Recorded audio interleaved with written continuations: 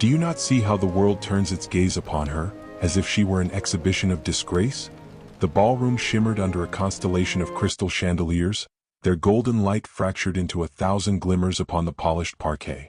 Mirrors stretched along the walls, reflecting the elegance of society's finest, silken gowns swaying, polished boots tapping softly, and fans fluttering like delicate wings in whispered rhythm. Yet amidst the opulence, there moved a figure whose modesty rendered her nearly invisible, and yet painfully conspicuous. Her gown, of a subdued hue, bore no embroidery, no jeweled embellishments, yet the grace of her posture, the quiet intelligence in her eyes, drew the reluctant scrutiny of those nearby.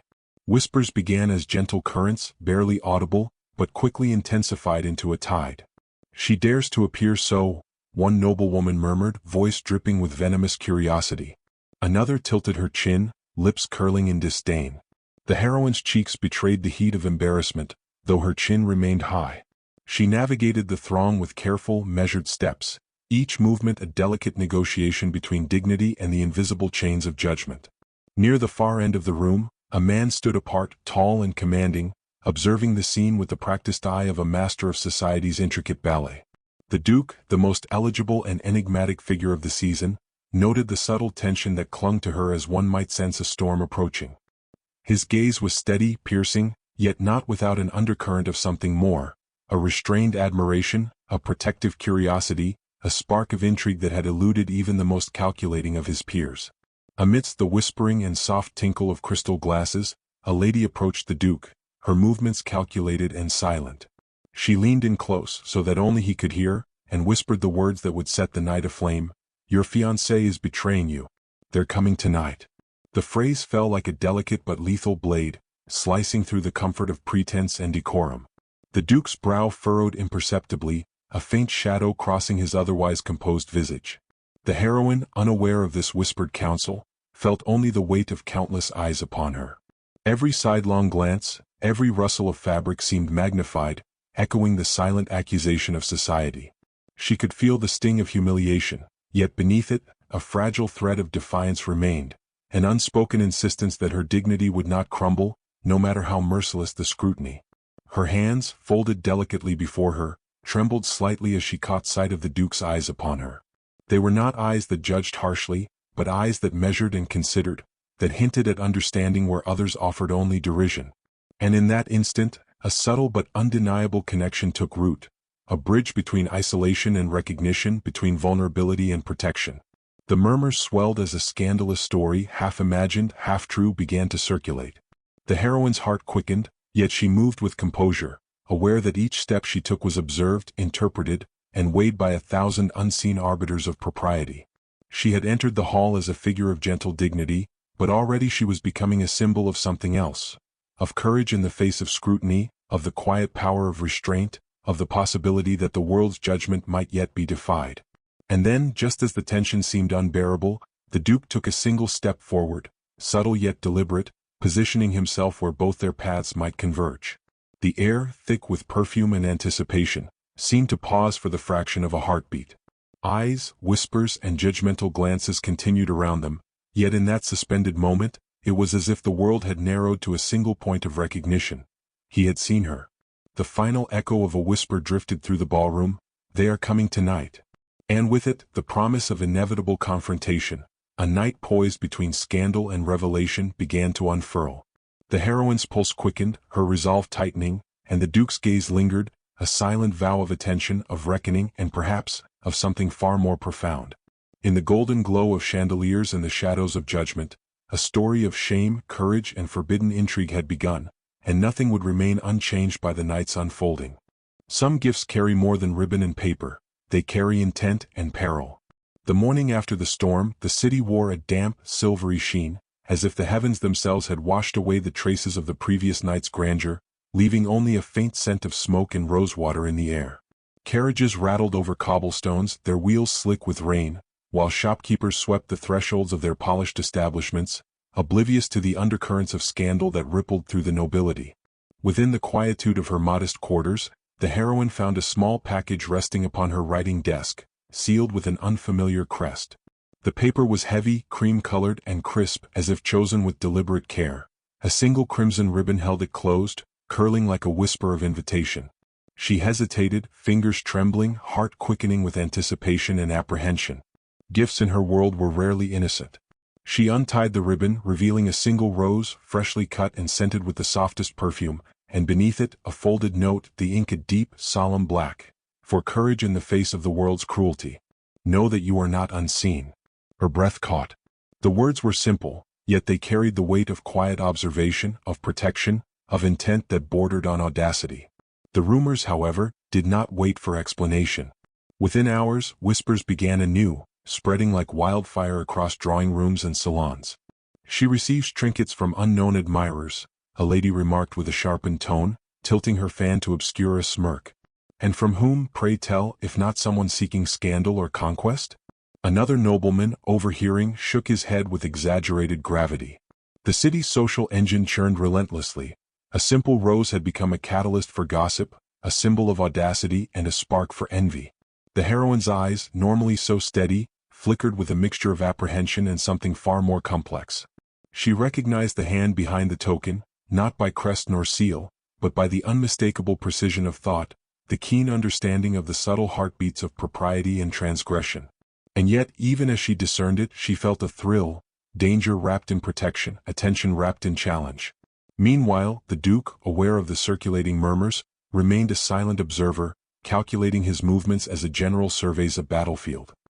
He noted the change in the heroine's demeanor, the slight lifting of her shoulders, the flicker of intrigue in her eyes, and the ripple of disapproval that chased her through the salons. The society that sought to ensnare her in shame could not yet reach the truth of her connection to him. His intervention, deliberate and measured, would have to wait for the precise moment when subtlety and boldness intersected. As the day waned, a carriage arrived at her door, bearing another anonymous parcel, this one heavier, wrapped in deep blue velvet, tied with a ribbon of black satin. Inside lay a delicate locket, its surface engraved with a single word, "Observe." The simplicity of the gift, the suggestion of watchfulness, provoked a storm of emotions within her, gratitude, confusion, fear, and an unspoken exhilaration. The scandal, the attention, the danger, all of it mingled with the faint, thrilling certainty that someone saw her not as society did, but as she truly was. That evening, at a modest supper attended only by close confidants, the heroine could feel the echoes of judgment even across the polished table. Each whispered note delivered to her during the day had become fodder for conjecture. Who sent them, why, and what audacity allowed such messages to reach her hand? She lifted her gaze to the window, where rain began again, tracing rivulets down the glass like silver threads. And in that reflection she saw not only the shadows of scandal, but the faint silhouette of possibility. The Duke, silently attentive, waiting beyond the threshold of rumor and propriety, poised to intervene in a world eager to misjudge. By nightfall, the city hummed with speculation, and the heroine, seated by the fire with the locket in her palm, understood the duality of her existence. Every act of kindness, every secret gesture, was a spark capable of igniting whispers and shaping the course of her fate. The gifts had drawn her into a subtle, dangerous dance, one of observation, of careful maneuvering, and of unspoken intentions that threatened to alter both her social standing and the fragile equilibrium of her heart. As the last embers of the fire glowed, her eyes lifted toward the shadowed doorway, imagining a presence she dared not yet name aloud. And somewhere beyond the walls of her modest rooms, the Duke's measured patience mirrored her anticipation, both poised on the cusp of revelation, aware that the night, the scandal, and the unvoiced truths were only the beginning. The rose and locket, innocent in appearance, had become emblems of intrigue, and as she held them, the heroine felt the first real flutter of hope, and the unmistakable pull of a story only beginning to unfold. In this room we are beyond the eyes of the world, yet the heart speaks truths it dare not elsewhere. The garden lay shrouded in the gentle hush of twilight, shadows stretching across the cobblestones like silent witnesses to secrets. A faint mist clung to the rose bushes, each droplet catching the dying light and refracting it into miniature prisms. The air smelled of damp earth and the lingering scent of roses from the morning's rain, a mingling both comforting and melancholy.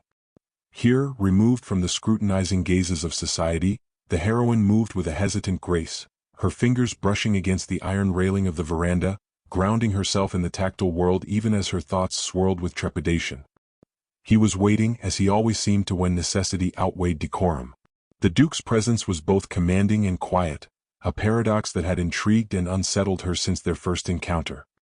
He did not speak immediately. He allowed the tension to linger, to become a tangible thing, suspended in the damp evening air.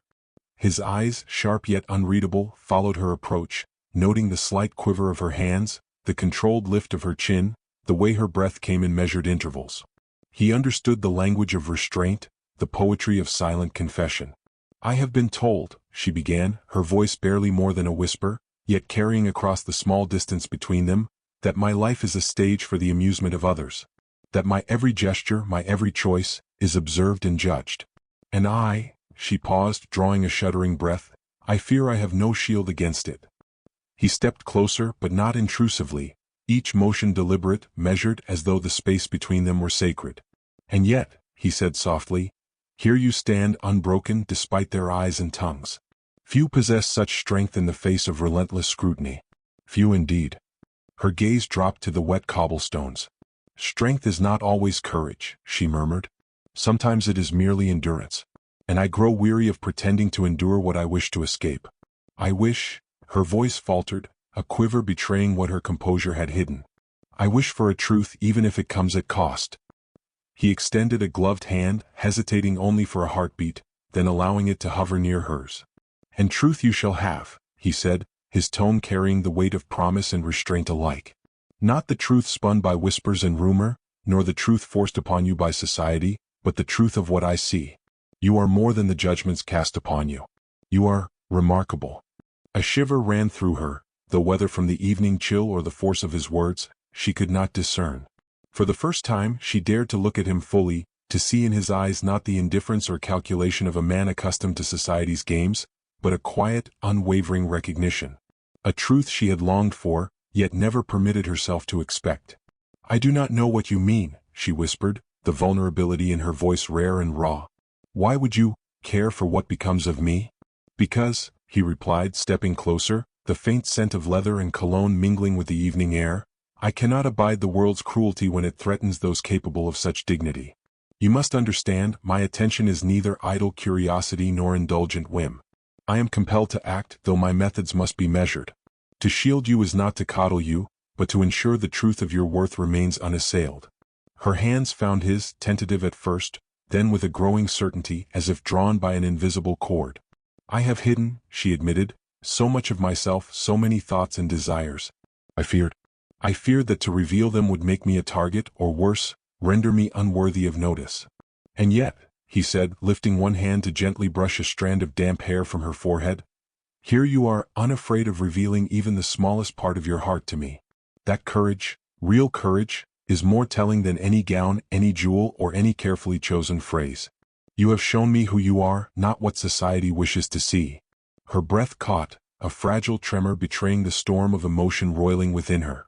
The garden, the mist, the roses, they all faded into a periphery, leaving only the gravity of his presence and the undeniable spark between them. She dared then to lift her eyes fully, meeting his gaze with a blend of fear and hope. "You see me as I am," she whispered, and the words hung suspended, fragile yet profound. "I see you," he affirmed, his voice low, steady, carrying the weight of solemn promise.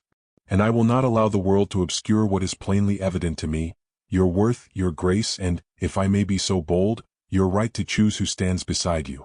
The garden seemed to hold its breath, the night itself pausing to witness the first unguarded confession between them. A gentle wind stirred the rose petals, scattering them like faint stars across the wet stone. She felt the faintest touch of his lips upon the back of her hand, deliberate and reverent, an unspoken vow of protection and allegiance.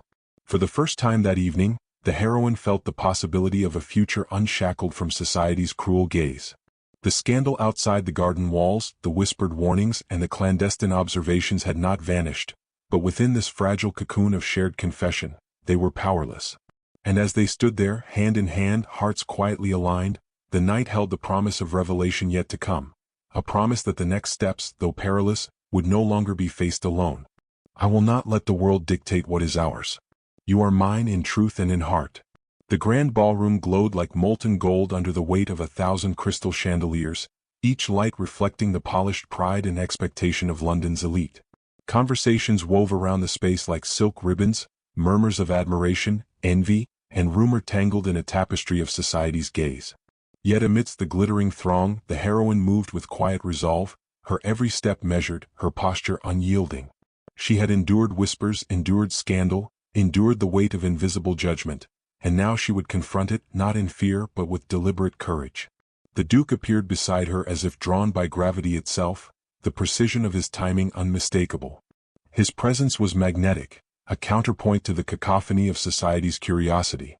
The assembled guests sensed the shift, subtle yet undeniable, the quiet authority of a man who had chosen in that very moment to act on his convictions rather than bow to expectation. "Ladies and gentlemen," he began, his voice calm but carrying through the space like a bell tolling over still waters, "it seems society delights in crafting narratives where none are needed. Yet some truths demand acknowledgement, whether convenient or not." Heads turned, murmurs rose and fell like restless tides, but his eyes remained fixed on the heroine, unwavering, resolute. She met his gaze, the silent language of shared struggle and fledgling trust passing between them.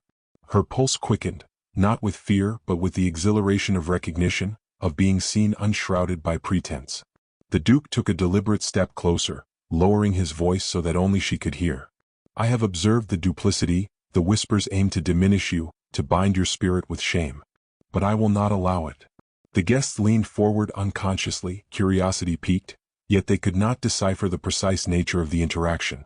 It was subtle yet commanding, a declaration made not with spectacle but with quiet, unassailable authority. "You," he continued, his words both shield and proclamation, "are beyond the reach of rumor, beyond the confines of judgment. And as for your heart," he bent slightly, the gentlest inclination of respect mingling with unmistakable intent, "it shall not be guided by anything but your own choosing. And I, if I may, shall stand beside it." A soft gasp rippled through the assembly, the delicate tension of propriety bending, yet not breaking. The heroine felt the weight of the moment settle upon her shoulders like a mantle, not crushing but affirming. She straightened fully, voice steady, clear, unwavering. "And I," she said, "choose the truth that sees me, not the whispers that would diminish me. I choose you." For a heartbeat, the world seemed to pause, the glittering chandeliers suspended in their own brilliance, the murmurs held at bay by the gravity of their exchange. The Duke inclined his head once more, a measured bow that was part respect, part triumph, part unspoken promise. He extended his hand and she took it, their fingers interlacing with deliberate certainty, a tactile confirmation of alignment and allegiance. The scandalous murmurs had not vanished, but their sting was irrelevant. The power dynamic had shifted, not by loud confrontation, but by the undeniable force of personal conviction and mutual recognition. Every whisper, every rumor, every glance that had sought to diminish her now paled against the clarity of their union, both emotional and unassailable. And as the Duke led her through the throng, past startled faces and down polished corridors, there was a subtle, thrilling inevitability in the motion. Society might speculate, might wonder, might attempt to impose its will, but within the gravity of their chosen connection, the heroine had found agency, the Duke had found purpose, and together they had reclaimed a narrative written not by whispers, but by courage, respect, and undeniable affection. By the time they reached the quiet threshold of her private quarters, the ballroom behind them alive with its own buzz of speculation, she understood fully, the moment of declaration was not the end, but a profound turning point. The Duke's hand in hers, steady and warm, carried the promise that scandal could not reach them, that judgment could not bind them, and that the truth, hard-won, deeply felt, was theirs alone.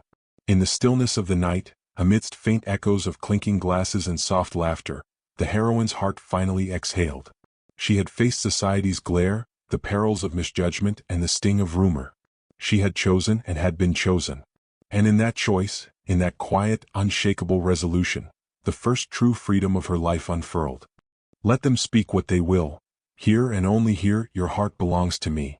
The carriage wheels clattered over the slick cobblestones, carrying the heroine and the Duke through the rain-slicked streets of London.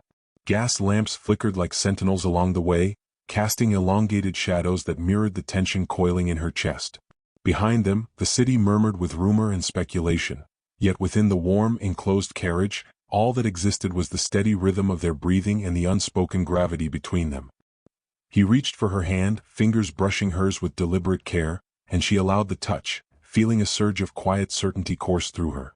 The gifts, the whispered warnings, the scandalous glances, none had prepared her for the weight of the choice they now embodied. Here, away from judgment, she felt the full magnitude of trust and risk entwined, a delicate lattice holding the heart in place. "You have borne the weight of their scrutiny," he said, voice low, resonant with authority, "and yet, you have endured with grace. It is not mere propriety that guides my hand tonight, but the unassailable truth of what I feel. You are remarkable, and no whisper, no rumor, shall diminish that." Her pulse quickened, and she lifted her eyes to meet his, seeing in them the mirrored reflection of courage, resolve, and an unwavering commitment that had grown with every clandestine gesture, every silent observation. I have feared exposure," she admitted, voice trembling yet firm.